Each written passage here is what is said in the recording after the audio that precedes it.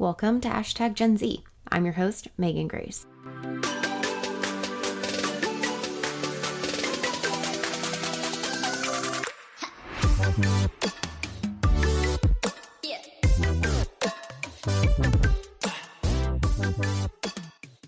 Hashtag Gen Z is a podcast about, as you guessed it, Generation Z, the generation of young people born between 1995 and 2010. It's about who they are, what they believe in, why they do what they do, and what makes them different than any other generation. Welcome to episode 12, which will be our final episode of season 1.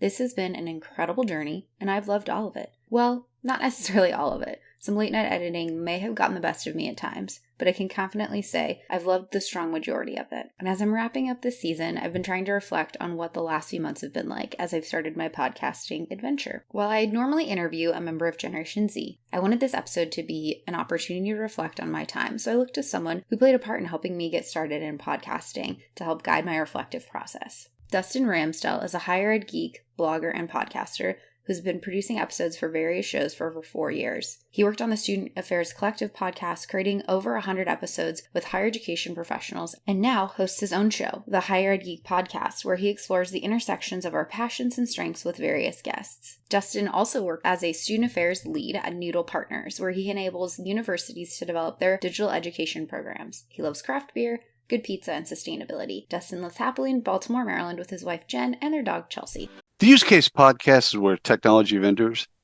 get to talk about themselves. And it's a wonderful place for vendors, investors, and practitioners to listen to the story of the solution, the features, the benefits, the attributes, etc. And we get to know the CEO or founder during the call, and we also get to know the tech. So subscribe to the Use Case podcast.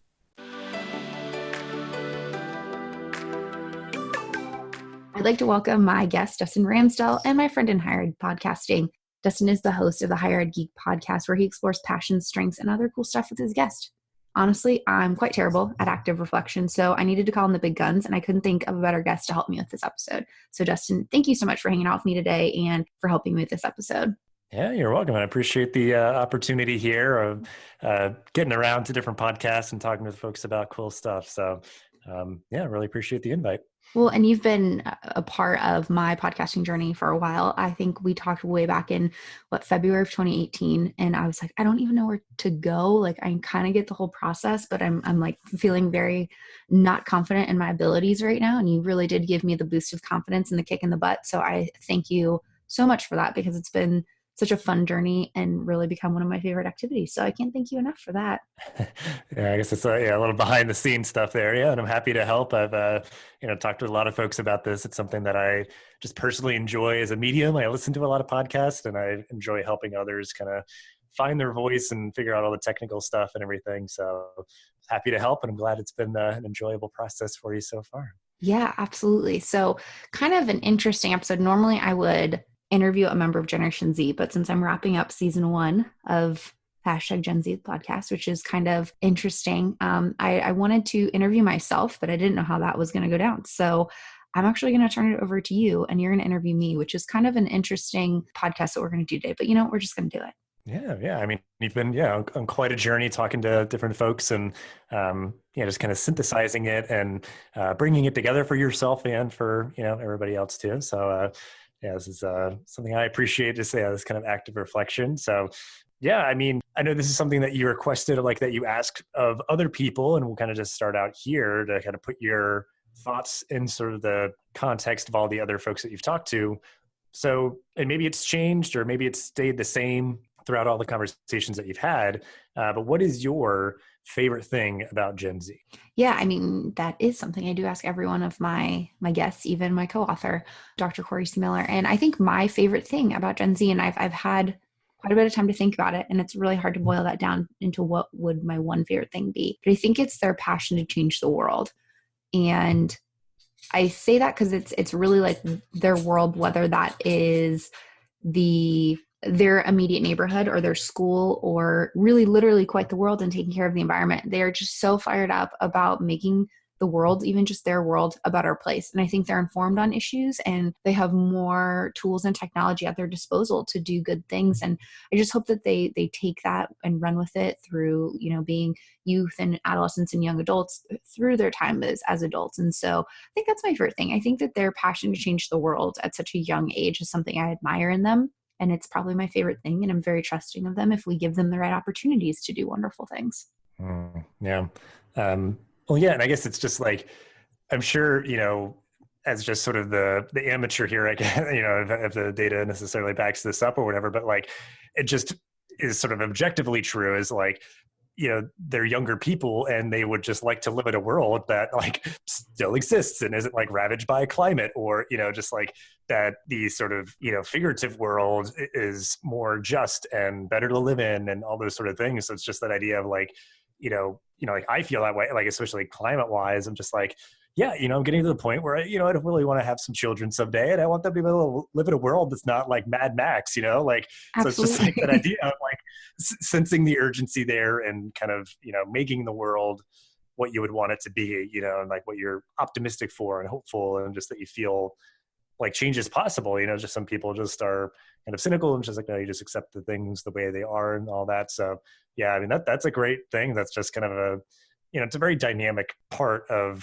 a lot of what we're seeing today. Yeah, it manifests in a lot of different ways and different issues and how people are organizing and those sort of things. So that is pretty fascinating parts of Gen Z.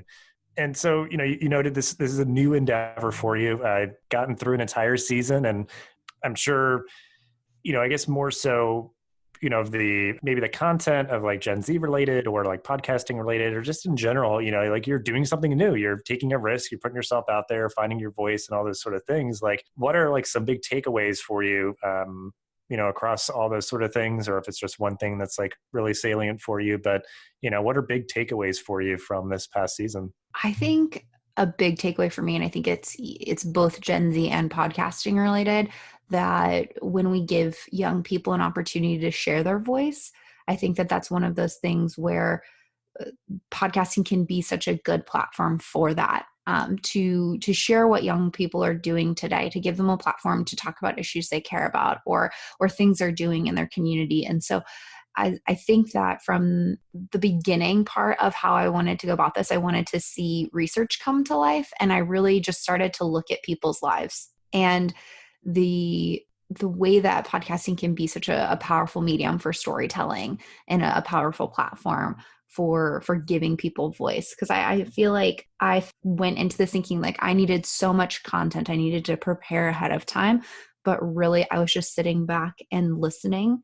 And that was probably my biggest takeaway, is like listening more than I thought I was actually going to be talking. And then as I do the editing, I'm like, actually, I don't hear my own voice all that much. I get to listen to these incredible young people sharing their stories. So biggest takeaway, I think, as I pull that out into what I do into my day-to-day life when I'm not podcasting, is how do I continue to create those avenues for giving, whether it's Gen Z or the people I work with on campus, how do I give people voice more and give them the airspace and give them a place to share their experience, share their thoughts, share their opinions. And I think that's my big takeaway. If I take podcasting to my real life and my real world outside of it, that's it, is giving platform, giving voice, and hearing people out, and then helping them do what they need to do. Yeah. And yeah, like I said, I mean, that's generally applicable to life, which is always nice. And yeah, certainly good for podcasting as well. I mean, this episode will be different while you edit it. You are going to hear yourself more. But yeah, generally that's like, when you have guests, especially, it's like, yeah, it's like I would want them to be, sharing all the good stuff that they're doing and not have, me as the host, talking over them or anything, but just trying to provide any sort of commentary, I guess. But yeah, I mean, listening is good for supporting this incoming generation, good for podcasting and good for life. So that's quite the great takeaway for sure. But I guess in regards to podcasting, as somebody who's been doing this for several years, I'm curious, and I guess I may partially going to be involved in this. I don't know if I had level set expectations. I hope I did, but like, has podcasting been what you expected? I mean, kind of like the good, bad, the ugly. Because I mean, it's a technical process. It can get to be kind of painstaking at times and can take a lot of time to do it, in terms of the labor and such. But I guess, yeah, has podcasting been what you expected? So I think two parts to that. It's been a lot more. Like I feel very emotionally connected to it now, and I feel like you can probably identify with that, because there is this community of people, and you're part of kind of cultivating those communities online as well, of people that are podcasting that are always willing to provide support and help. And so it's like I talked with you, I talked with Josie Alquist going into it, and I think that I got a good sense of the hard work that goes into it. And it makes me appreciate people that do this either as their full-time job, or they do this far more often than I do and produce things that are far more technical than I do, but I have such a great appreciation for it. So I think from a technical capacity, I was mentally prepared. I think emotionally, I wasn't prepared for the opportunities that I was going to have to build really good relationships and become friends with some of these people that I've interviewed. And there's this group of young people that I would never have known if I didn't go down this journey. I mean, obviously I've talked to people like my co-author, but I talk to her almost every day, and I wouldn't have had the opportunity to interview like Natalie Riso on my episode on social media, or Haley Hoffman Smith on my episode on entrepreneurship, who those are two young women that I feel like I can just text when something comes up, and we've developed a really good friendship, but I'm like cheering for them and like being a part of their journey and their story, and cheering for them on the sideline as they're growing and building these incredible careers, and like, in my opinion, just like taking over the world. But then, I interviewed some little Z's, some young Gen Zs, and I'm still related to some of their family members, connected to their family members. They're just like, oh, here's a picture of them on Halloween, or, they're doing really well. And so I feel like I developed this group of friends I didn't mean necessarily to develop, and beyond just the community of podcasters that are there to support and do that. I think it was a lot more relational than I expected, and building good friendships, building new friendships, new relationships in a professional space, but then also people that I can turn to that are supporters. And it was just more relational than I thought it was going to be. Hey pup in there. But it was more relational than I thought it was going to be, because sometimes you think of podcasting as like just one or two people sitting behind a microphone. Doesn't sound lonely? I mean, I record from my guest bedroom floor. Kind of sounds like a silly episode or a silly hobby to have, but for me, I'm connecting with people, and I get to be a part of their story and share their story. And I think that is such an important thing to do. And I feel so honored and blessed to be able to be a medium to do that for people. Mm-hmm. Yeah. Yeah, I think, and that's what I've learned. Like, and I think it's definitely built some confidence. And even when people don't get back, or you can't figure out the time or whatever, so many people have been generous with their time, and just feeling okay, like just kind of reaching out to people and, building those relationships. Like you said, I think that's such a great thing. And yeah, podcasting is a great excuse just to reach out to people you want to talk to kind of have a reason to have like a really in-depth conversation to, again, like you benefit from it, but you make it as something that's really valuable and relevant to other people as well. And yeah, I think it's sometimes, it's unexpected how generous people can be, but yeah, and like sometimes like the technical pieces, or like how you make the time for it, recording from your floor, or try to build up just capability to kind of do things pretty solidly from home, but then also do stuff on the road and go visit people, do it in person, and record via different online tools as well, to just be able to have good conversations with the people that I'd like to talk to. So yeah, I think it can take you in unexpected places and build relationships in unexpected ways. But yeah, I feel like it's just like in the simple sense, like having really good conversations as a way of doing that, like you talk about things that you're passionate in, and just sort of goes from there. But I'm curious, I don't know, because I've certainly had my fair share. So you could take this any number of ways of like, technical snafus, or, just in terms of, like knowing better now than you did at the beginning or something. But is there anything different that you had done in hindsight with the podcast in terms of just any aspect of it, or like, like you just didn't know what you didn't know in terms of like technical pieces of audio recording or something? But yeah, I guess just any reflections on just like stuff you wish you did differently, and maybe work into the looking towards the future as well. But, in terms of stuff that maybe you weren't able to get to, but you could still get to it in the future. So it's not obviously like a huge regret, but yeah, I guess just any reflections that way of like anything you might have done differently, I guess, in hindsight. I think I would have started earlier. I think I was hung up on this gap of like being like, I don't know anything about audio editing. I don't know anything about recording. Like, and then I bought the microphone and I was like, well, this is a thing that's in my house now. So I guess I should learn. So I think I would have started earlier. Maybe I should have found a way to get connected to you earlier and get that kick in the butt that I needed. I think the other thing I would have done is given myself grace a little bit more, not to make a pun on my last name. I do that all the time. But I think like giving myself a little bit more leeway to recognize it's okay to make mistakes, that if you don't edit out every little thing that goes on in the background, every little airplane, all that kind of stuff, like people are here for the stories. They're not here for like a perfectly produced something or another. Maybe we would get there one day, but I think that I was stewing so much on content and making sure that every last second was perfect and, beautifully manicured. And then I realized that they weren't probably paying attention to the tiny little transition that wasn't completely off that I spent 35 minutes trying to make completely perfect. So I wish I would have given myself a little bit more grace in the beginning. And now it feels a lot more natural technically in that process of figuring out how to make the transitions natural or, mixing the music a little bit better or whatever that is. It was one of those things where I think I let my nearing perfectionism get the best of me in being scared to release the content early on. I think I sat on my first few episodes for like a few weeks longer than I should have because it's today the day. I don't know if today's the day. I'm not really sure. I should give it one more look. And so I think that I would have done that differently. And I think because I thought it was such a lonely process in the beginning, thinking like it's just me and a microphone, that it was going to be really, I was the only one that was saying like it was good enough. And that was a learning thing that I had in my life, was that I had to recognize it was good enough and people wanted to hear it. So I just hit send.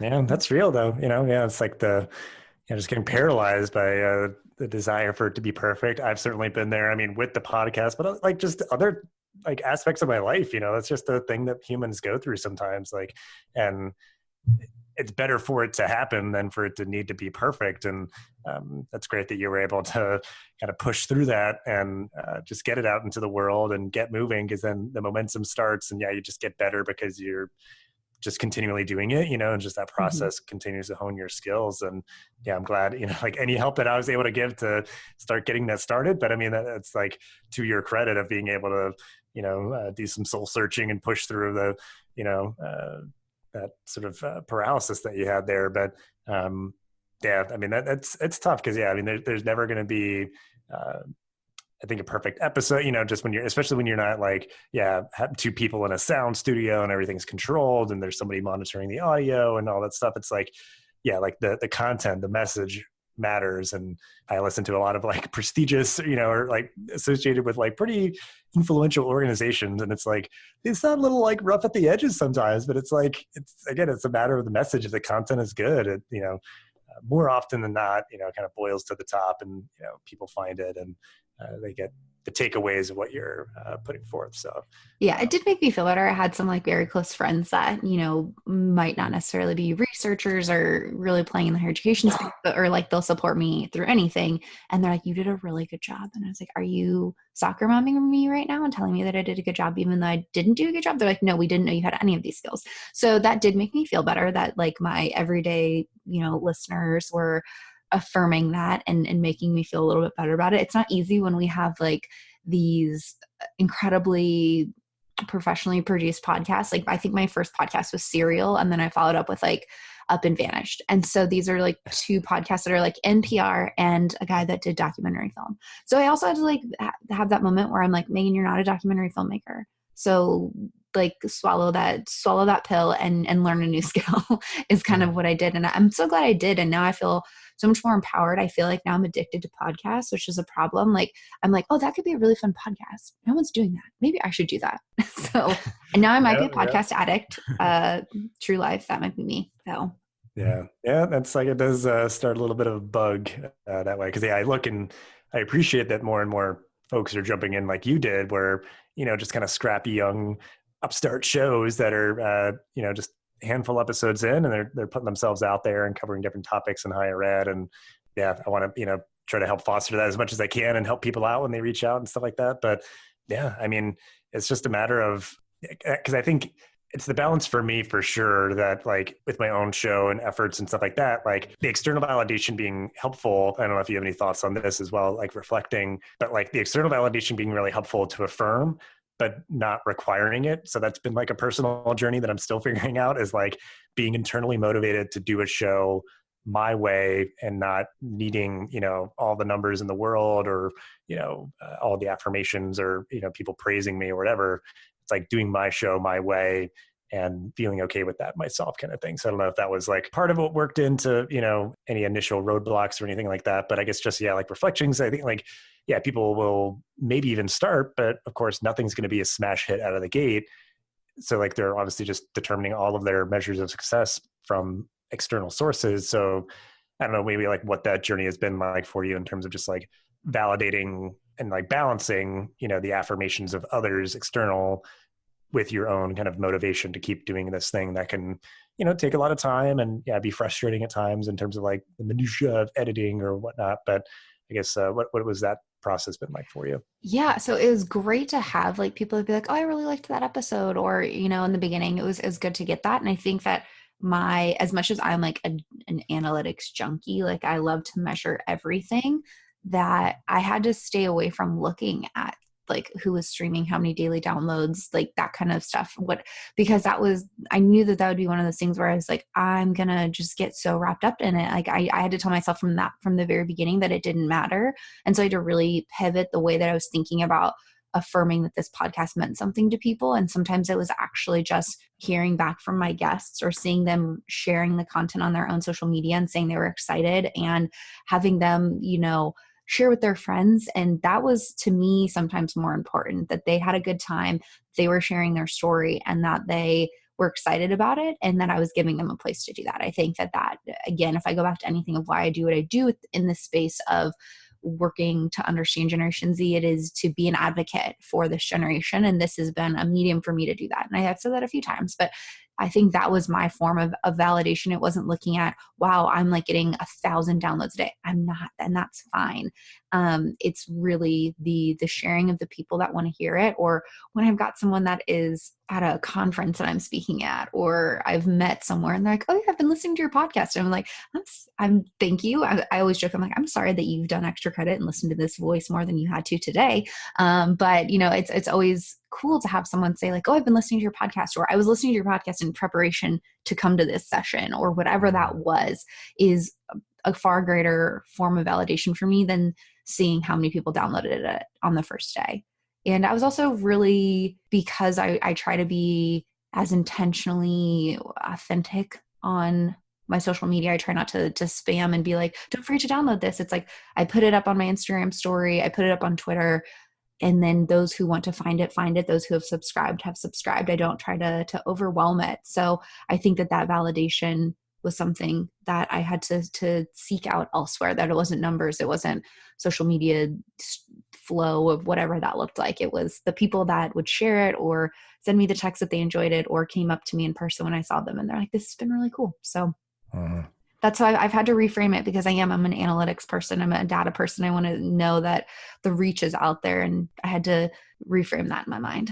Yeah. Well, yeah, I've fallen in that trap many a times in terms of just like trying to, I don't know, reinforce any vulnerabilities, but just being like, oh, how many people are downloading my show? Like, just like really getting into that. And it's just like, sometimes it makes no sense. A lot of people listen on one day, not so many the next day. And then like, sometimes it's obvious where it's like, well, I've been posting a bunch about it, so more people are downloading, of course. But then some days it's like, I literally posted it nowhere, and a bunch of people that like, and it's the idea of, balance and sort of harmony with other things where it's like, yes, you're an analytical person. So I'm sure it's like, yes, I want to see maybe like what episodes are tracking or not or whatever, but like, you're not going to get stuck up in daily downloads, but it's like, you're also not going to never look in there to see like, any information. So yeah, that's really important, because obviously like you recognize like, yes, I could probably like post more about it on every single channel and always just be like, rate and subscribe, please. Like, you're just like getting all up in people's faces. But it's like,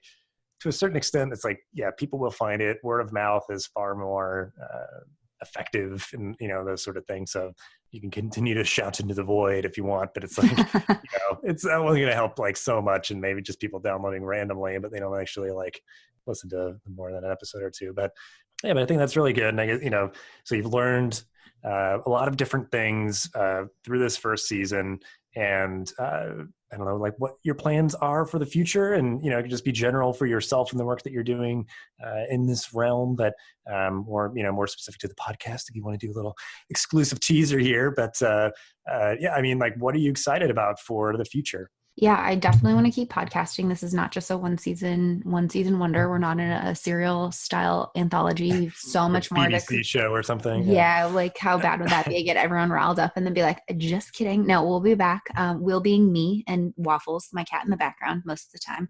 And I am really excited again I think that we're talking more and more about Generation Z. I feel like I am, just in what I do professionally, that there's more people that want to talk about it. So I want to continue to think about who are some of those partners in the spaces in that regard, telling the stories of Generation Z. But there's some organizations and people that are working to make industries and future environments for Generation Z kind of more friendly for that. And so I would love to explore some people, members of older generations that are doing just that and thinking about, this is how we've done an overhaul, or this is how we've changed what we're doing a little bit to be Gen Z friendly. Because I think that's important for the actionable nature of what I do, is to help organizations and individuals be better and think differently about what we're doing. And being better in that context is understanding Gen Z and how they can engage and empower them. So that's one thing I'm excited about doing, is thinking about who are those partners that are helping spread those messages.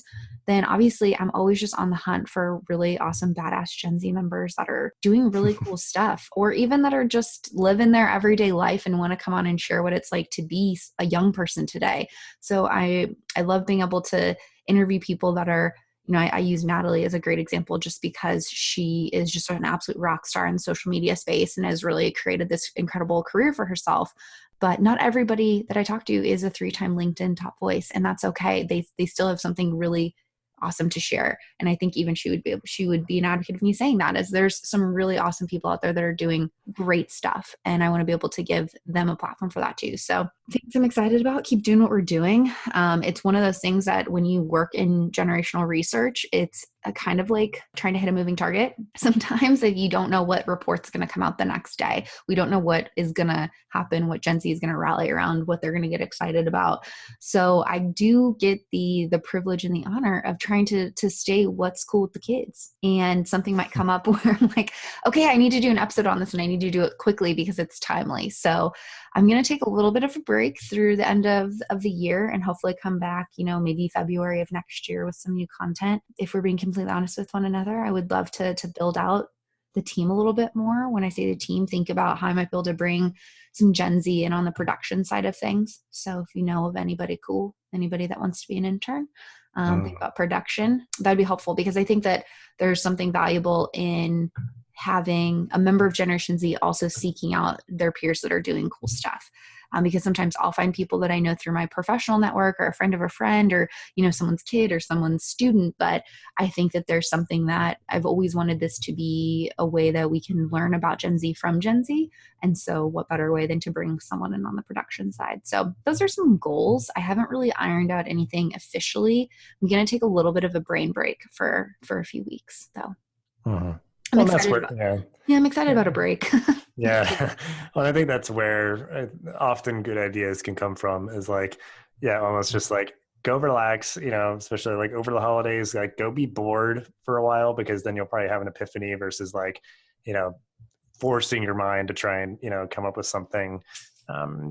So I think, I'm excited for all that. That all sounds like great stuff. And bringing in Gen Z folks to be more active as part of the production and having their point of view, and I guess if I'm spacing, but like, have you had anybody from like another country that's part of Gen Z? Because I feel like that could be interesting too. Because I think it is just like you said, even just people like living today who are young people, like they don't have to be somebody who's this exemplar of any sort of discipline or anything like that. It is just like, it's a very unique time to be alive for any of us, much less people who are like still, learning and growing into who they are as an adult. So Yeah, I'm sure there's still That so would much be, ripe ground for yeah, you. that would be so interesting because I have done a little bit of international work this year, both in research and then just in partnership and doing some speaking abroad.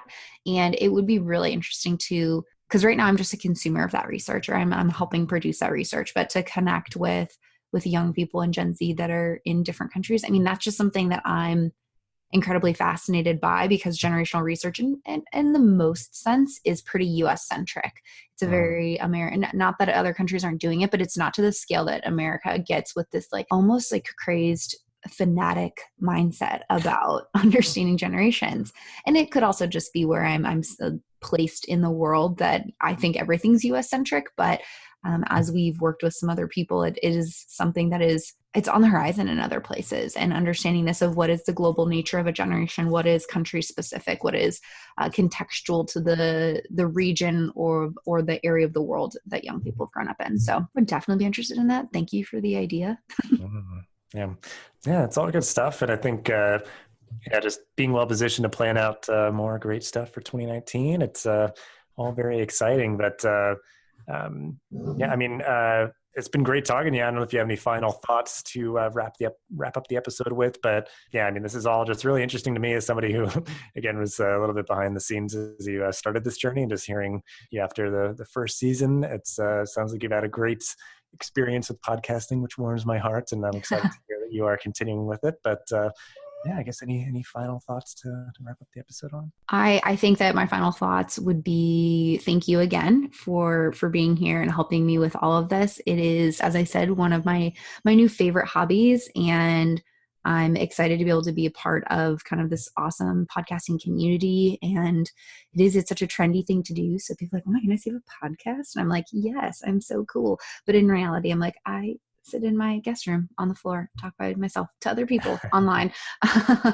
But no, it's been such an incredible experience. And season 1 was more than I could have ever imagined. There were times when I had to mute myself because guests would be talking about these incredible things. And I'm like sitting over here kind of like choking back tears because I'm just like so proud to know them, or I'm just moved by the things that they're doing. And it's just, I feel really blessed to be able to say that that's something that I get to do and be a part of. So those are my thoughts.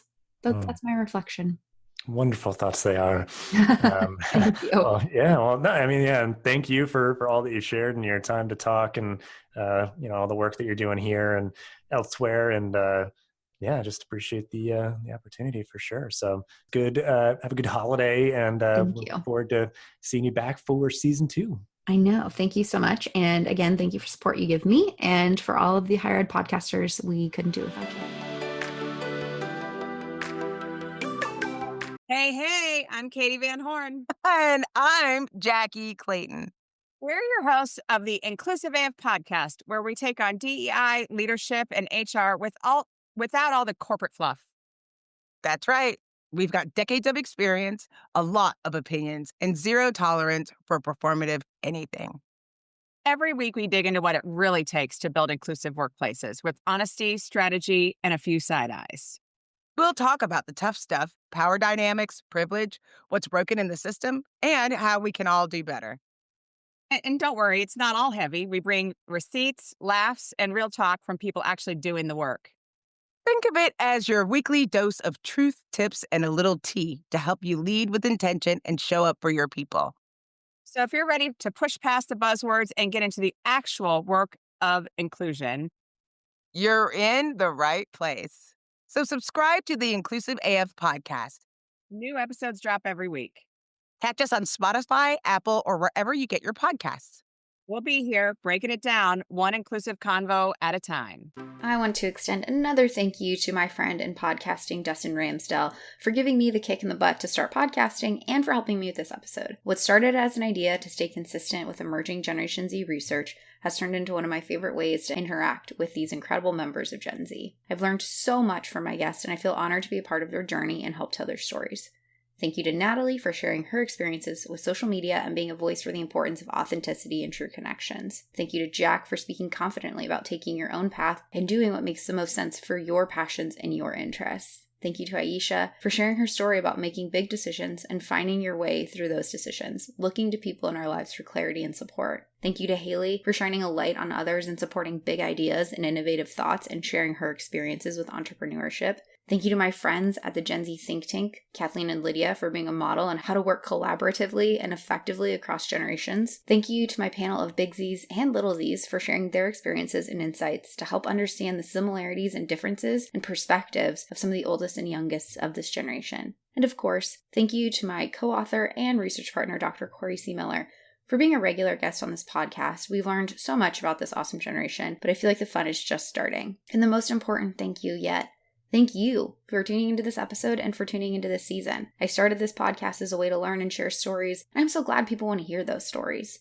and learn from me and my incredible guests. I'm excited to continue this adventure into season 2. As I'm developing season 2, I'll be looking for interesting people to have on as guests to share their story. So if you know of a member of Generation Z who I need to chat with, please let me know. I'm always looking for Gen Z young people who are passionate about our topic or have a story to tell. You can send me your suggestions by heading over to meganmgrace.com/contact and sending me a note.